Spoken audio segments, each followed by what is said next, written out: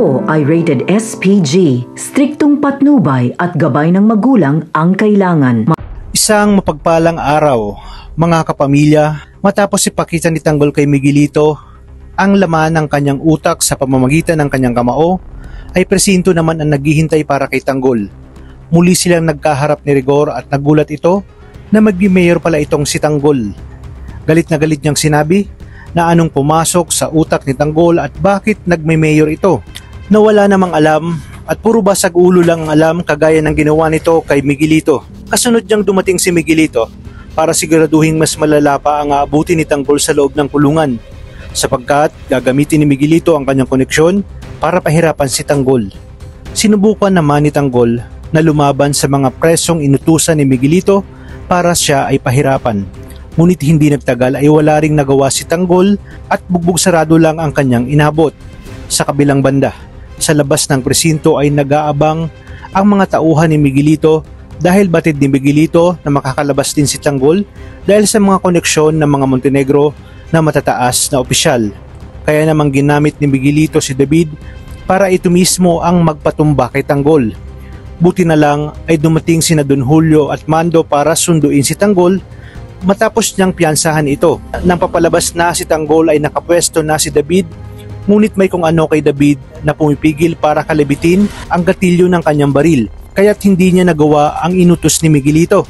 Kaya naman, sina Miguelito na ang nagpaulan ng bala habang nakatayo sina Tanggol. Buti na lamang ay hindi napuruhan si Tanggol. Dahil sa nangyaring ito, naging usap-usapan na ang kampo ni Miguelito ang may kagagawan at nagdangka sa buhay ni Tanggol. Mas lalong makukuha ni Tanggol ang simpatya ng taong bayan at maraming magiging basher si Miguelito. Matapos ang nangyaring gulo ay tuloy pa rin ang pangangampanya sa pagitan ng partido nila Tanggol at partido ni Miguelito hanggang sa magpang-abot sa isang lugar ang pangangampanya ng dalawang panig. At dito na magsisimula ang mas matinding magulong mangyayari. Mapipiko ng husto si Miguelito dahil sa isinisigaw ng mga taga-suporta ni Tanggol kung saan sinasabi na si Miguelito ang nagsimula ng gulo at kabahan na ito dahil paniguradong matatalo si Miguelito sa eleksyon. Kaya naman hindi nakapagpigil si Miguelito at pinaulanan niya ng bala ang mga ito. Dahil dito hindi makakapayag si Tanggol sa ginawang ito ni Miguelito, lalo na't nadadamay pati ang kanyang taga-suporta. Sinabi ni Mayor Roberto na umalis na si Miguelito at siya na umano ang bahala kay Tanggol.